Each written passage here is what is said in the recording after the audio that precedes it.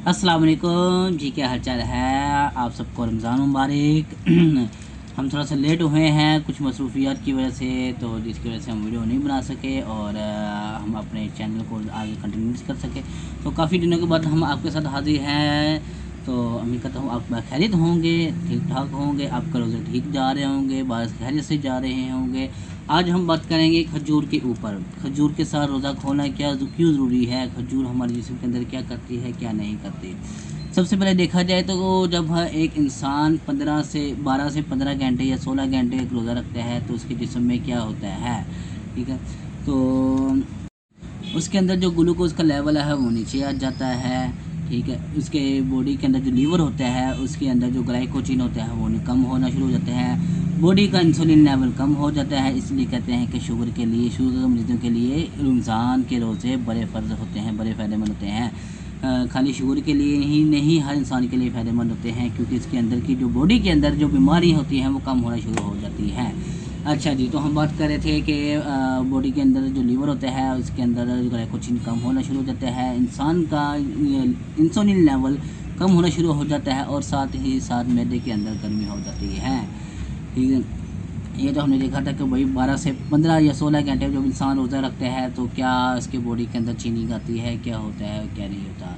इसी के साथ अगर हम बात करें कि अगर हम उसी के साथ रोज़ा अफ्तार के साथ समोसे पकोड़े या तली हुई चीज़ें कोई ज़्यादा इस्तेमाल कर लें तो हमारे के साथ क्या होगा, मैदे के साथ हमारे जिस्म के साथ क्या हो जाता है, ठीक है। तो सबसे पहले फिर हमारे जो मैदे को ना अपने वर्क पे आने के लिए, ठीक है, अपने वर्क में नॉर्मल रूटीन में आने के लिए उसे सिर्फ एक नॉर्मल सी चीज़ चाहिए होती है, जिसे वो खजूर भी कह सकते हैं, पानी का गिलास भी कह सकते हैं, ठीक है। मतलब कि इसे अपने फंक्शन में वापस आने के लिए सिर्फ एक खजूर की ज़रूरत होती है, जो कि हम क्या करते हैं, समोसे पकोड़े और चकोरी वगैरह जो जो भी आता है हम खाना शुरू कर देते हैं, जो कि सरासर गलत होते हैं। हम अपने बॉडी पार्ट्स के साथ खुद जुल्म करते हैं। अगर हम पकोड़े या समोसे या कोई तली हुई चीज़ें ज़्यादा इस्तेमाल करते हैं तो फिर हमारे मैदे में क्या होता है, हमारे मैदे में अंदर जो डाइजेशन का सिस्टम जो होता है वो काम करना शुरू हो जाता है, शरीर काम करना ख़त्म कर देता है, ठीक है। उसके अलावा से क्या कहते हैं, मैदे में दर्द शुरू होगी, फिर आपको गंदे गंदे डकार भी आएंगे, फिर आपके मैदे में जलन होगी और भी आपके पेट में दर्द रह सकती है, ठीक है, और भी आपको मोशन भी लग सकते हैं, ठीक है। अगर इसी के साथ हम खजूर के साथ रोज़ा खोलें तो फिर हमारे जिस्म पे क्या असर पड़ेगा, ठीक है।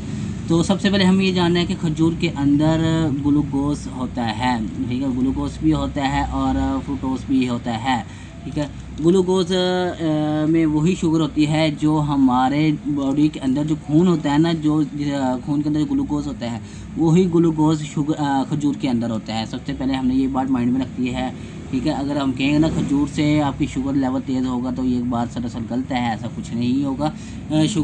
खजूर से आपका ग्लूकोज लेवल बरकरार रहेगा, ज़्यादा तेज़ नहीं होगा, ठीक है।